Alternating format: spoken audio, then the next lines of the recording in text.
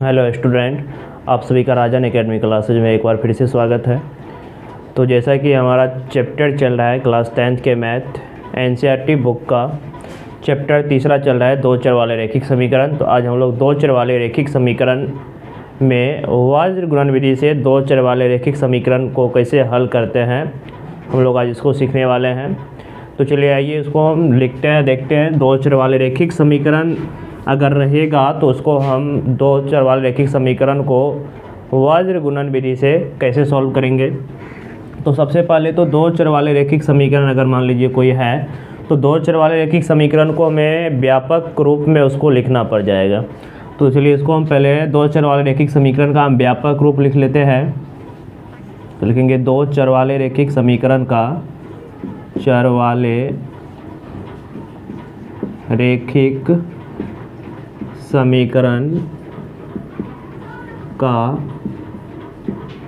व्यापक रूप क्या होगा। तो दो चर वाले रैखिक समीकरण है तो पहले हमें इसका व्यापक रूप पता होना चाहिए। जब तक व्यापक रूप पता नहीं होगा तब तक इसको क्वेश्चन को हम सॉल्व नहीं कर सकते हैं वज्र गुणन विधि से। तो देखिए इसका व्यापक रूप होता है a1x plus b1y plus c1 बराबर में 0। तो ये दो चर वाले रैखिक समीकरण है और ये इसका जो है व्यापक रूप होता है। तो चलिए एक समीकरण तो यहाँ पे इसको हम मान लेंगे, अगर क्योंकि इसमें जब भी दिया रहेगा तो दो समीकरण दिया हुआ रहेगा तब x और y का वैल्यू आएगा। तो एक समीकरण हमने मान लिए ax plus B Y plus C, एक समीकरण मान लेते हैं a2x प्लस b2y प्लस में c2 बराबर में 0। एक समीकरण तो हम इसको मान लिए, इसको हम समीकरण सेकेंड मान लेते हैं, समीकरण सेकेंड मान लेंगे। अब यहाँ पे वज्र गुणन विधि से जो इस दोनों समीकरण को हल करेंगे तो कैसे किया जाएगा वज्र गुणन विधि समीकरण को हल। तो लिखेंगे अब यहाँ से वज्र गुणन विधि से वज्र गुणन विधि यानी कि इसको बोलते हैं cross multiplication CROSS cross multiplication method METHOD method. तो देखिए वज्र गुणन विधि के लिए हमें कुछ नहीं करना है, सबसे आसान विधि ये होता है। सबसे पहले देखिए यहाँ पे कुछ नहीं करना है, तीन चीज़ यहाँ पे लिख लेना है, एक तो x, एक y और एक 1। इसको हम पहले लिख लेंगे x y 1 मतलब x बड़ा x का गुणांक होगा y का गुणांक एक अचर पद हो गया। तो अब देखिए अगर हम x के नीचे लिखेंगे, अगर x के नीचे लिखेंगे तो x वाले को ढक लीजिए। तो x वाले को अगर ढक लेते हैं तो क्या बचेगा, y का गुणांक क्या बचेगा b1, इस y का गुणांक क्या बचेगा b2, यहाँ पे c1 c2। तो क्या बचा b1 b2। जब हम x के नीचे लिखेंगे तो b1 b2 और x बिल्कुल बीच में रहना चाहिए, ये लिखेंगे b1 b2 और ये c1 c2। तो चलिए x को ढक लिए। जब हम x को ढके तो हमें ये लिखाया। अब y को अगर हम ढक लेते हैं, मान लीजिए ये y है, अगर हम y को ढक लिए तो y को ढक लेंगे तो क्या बचेगा a1 a2 c1 c2, यही बचेगा अगर y को ढक लेंगे। तो देखिए y के लिए a1 a2 c1 c2 यही हो जाएगा। c1 c2 पहले से y के लिए लिखा हुआ है, क्या नहीं लिखा हुआ है तो a1 a2 नहीं लिखा हुआ है, तो यहाँ पे लिख देंगे बीच में a1 a2। अब अचर पद को ढक लीजिए, c1 c2 को ढक लेंगे तो क्या बचेगा a1 a2 b1 b2।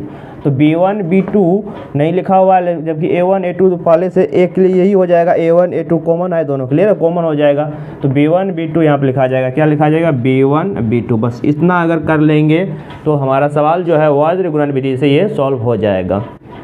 तो देखिए अब इसको सॉल्व कर लेंगे तो कैसे करेंगे इसको सॉल्व, इसको क्रॉस मल्टीप्लिकेशन गुना करेंगे। तो देखो इसको इससे और इसको इससे गुना करके घटा लेंगे, फिर इसको इससे गुना करेंगे, इसको इससे गुना करके घटा लेंगे, इसको इससे गुना करेंगे और इसको इससे गुना करके घटा देंगे।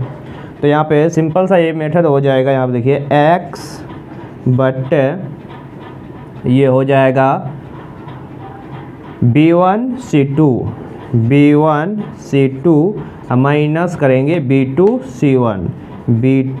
C1 बराबर का चिन्ह लेंगे बीच में y बट्टा C1A2 माइनस करेंगे C2A1 उसके बाद बराबर करेंगे किसके A1 B2 एक बट्टे में A1 B2 minus A2 B1 ये रहेगा।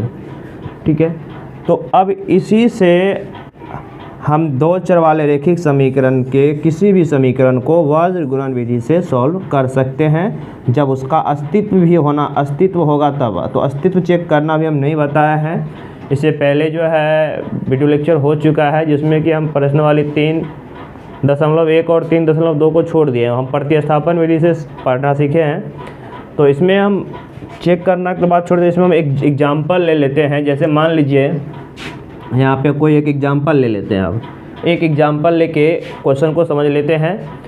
तो चलिए जैसे हम कोई एग्जाम्पल ले लेते हैं। जैसे मान लीजिए 2x + 3 - 46 2x + 3y -46 बराबर में 0। एक समीकरण ये है जो कि व्यापक रूप में तो है ही। सबसे पहले ध्यान रखना है कि समीकरण व्यापक रूप में रहना चाहिए। समीकरण अगर व्यापक रूप में नहीं है तो उसको हम व्यापक रूप में लाएंगे। ठीक है, उसके बाद दूसरा समीकरण यहाँ पे एक ले लेते हैं 3x + 5y -74 बराबर में 0। इसको हम समीकरण सेकेंड मान लेंगे। तो बस यही सेम वही चीज़ है, बशर्ते यहाँ पे A1 A2 B1 B2 C1 C2 दिया हुआ है, x y दिया हुआ है, तो हमें इन दोनों समीकरण को वज्र गुणन विधि से सॉल्व करना है। तो देखिए यहाँ पे क्या करेंगे, लिखेंगे x y और 1। तो x के नीचे जो लिखेंगे तो बताए हैं x को ढक लेंगे, तो क्या बचा B1 B2 B1 क्या है 3 B2 क्या है 5।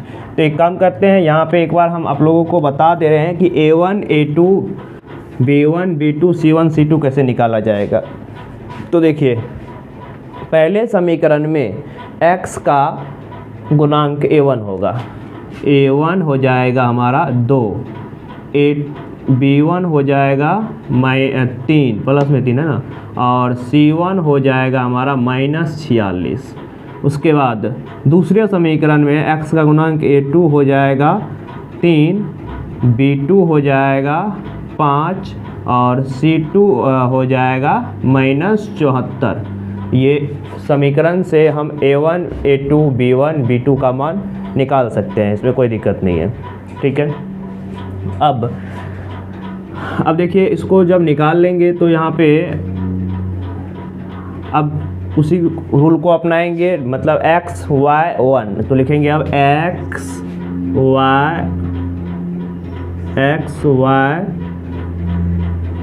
1, इस तरह से हम लिख लिए x y 1। तीन चीज़ को लिखना है। अब अगर x वाले को लिखेंगे तो x वाले को ढकेंगे, तो x वाले को चलिए ढक लीजिए। समीकरण ये रहा, x वाले को ढक लेते हैं तो क्या बचेगा B1 B2 C1 C2। तो B1 कितना है 3, तो यहाँ पे लिखेंगे ये हो जाएगा 3 और 3 5। उसको ये तो ढक लिया है ना, ये तो नहीं है, मान लीजिए ये नहीं है, तो -46 और -74। और कभी भी ये माइनस और ये माइनस काटने का कोशिश नहीं कीजिए क्योंकि ये बट्टे में नहीं है। ठीक है, अब इसको ये तो हो गया। अब y वाले को ढक लेंगे, y वाले को ढकेंगे तो देखिए क्या बचेगा A1 A2 C1 C2। तो A1 A2 और C1 C2 46 74 तो लिखा हुआ है, ये पहले से खाली लिखाएगा 2 और 3, तो 2 3। उसके बाद अचर वाले को ढकेंगे तो A1 A2 B1 B2, इसको अगर ढक लेंगे, इसको अगर हम मान लीजिए ढक लेते हैं, क्या बचेगा A1 A2 B1 B2। तो A1 A2 2 3 तो लिखा हुआ है, ये है, क्या लिखेंगे अब B1 B2 3 5, तो 3 5। अब बताया है कि किस तरह से इसको क्रॉस गुना करना है, तो इसको इससे गुना कर लेंगे, इसको इससे गुना कर लेंगे। फिर इसको इससे गुना कर लेना है, इसको इससे गुना कर लेना है, फिर इसको इससे गुना कर लेना है, फिर इसको इससे गुना कर लेना है। या नहीं तो अगर आप लोगों को ये याद है x/b1c2 माइनस ये, तो डायरेक्ट इस पर भी आप लोग बैठा के उसका मान निकाल सकते हैं। तो चलिए हम यहाँ पे देखिए, अगर हमको याद नहीं है तो ऐसे करना है। तो x बाय ये हो जाएगा 3 को 74 से गुना करेंगे, 3 गुना -74 हो जाएगा। फिर माइनस तो एक फार्मूले से है ना, यहाँ पे देखिए माइनस क्या बताया, माइनस तो फिक्स है कि ये फार्मूला से ही बनेगा, मतलब ये माइनस लेना ही है।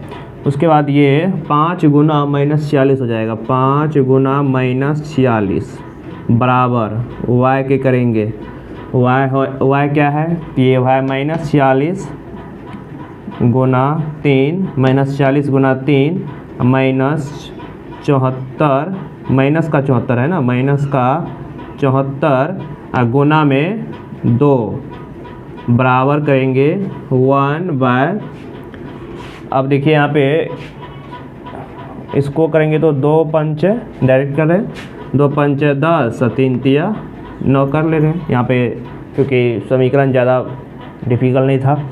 अब यहाँ पे देखिए इसको हम गुना करेंगे तो ये x बट्टे कितना हो जाएगा, ये 3 से गुना करेंगे तो माइनस का 4 तिया 12 हासिल 1 सत्या 21 1 22 222 हो जाएगा। अब माइनस माइनस क्या हो जाएगा, ये प्लस हो जाएगा।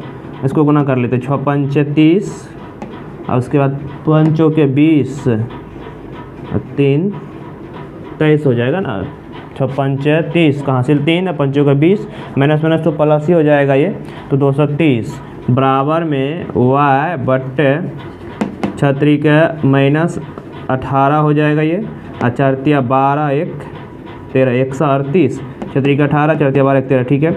माइनस माइनस प्लस ही हो जाएगा, 4 दूनी 8 7 दूनी 14 148 बराबर ये 1 9 10 में से 1 गया तो 9 10 में से 9 गया तो 1 बचेगा।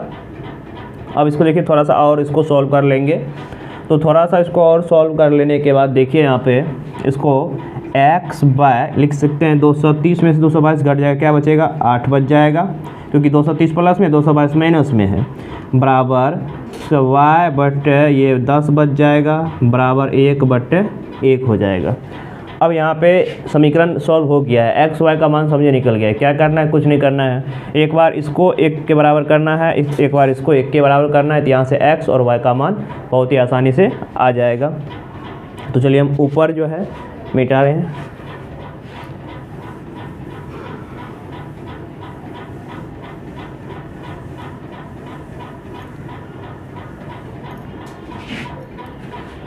तो यहाँ पर देखिए x का मान यहाँ पे एक बार कर लेंगे, x बटे 8 बराबर कर लेंगे 1 बटे क्या होगा, 1 के क्रॉस मल्टीप्लिकेशन गुना करेंगे, x गुना 1 क्या होगा x, 8 गुना 8 8, तो x का मान कितना आ गया 8 आ गया। उसी तरह से y बटे 10 करेंगे, y बटे 10 बराबर 1 बटे 1 करेंगे, क्रॉस मल्टीप्लिकेशन गुना करेंगे, तो यहाँ से y का मान आ जाएगा 10। तो यही हमें निकालना था। तो वज्र गुणन विधि, उम्मीद है कि आप लोगों को अच्छा लगा होगा। तो अगले वीडियो लेक्चर में हम लोग जो है प्रश्न वाली 3.5 के क्वेश्चन को सॉल्व करेंगे, और उससे पहले हम पढ़ेंगे कि कैसे इसका अस्तित्व को चेक किया जाता है। पहले उसको पढ़ लेना अब ज़रूरी है, क्योंकि अस्तित्व चेक करने के बाद ही हम समीकरण को सॉल्व कर सकते हैं। तो यदि आप लोगों को वीडियो अच्छा लगा हो तो प्लीज़ वीडियो को लाइक एंड सब्सक्राइब करें। धन्यवाद।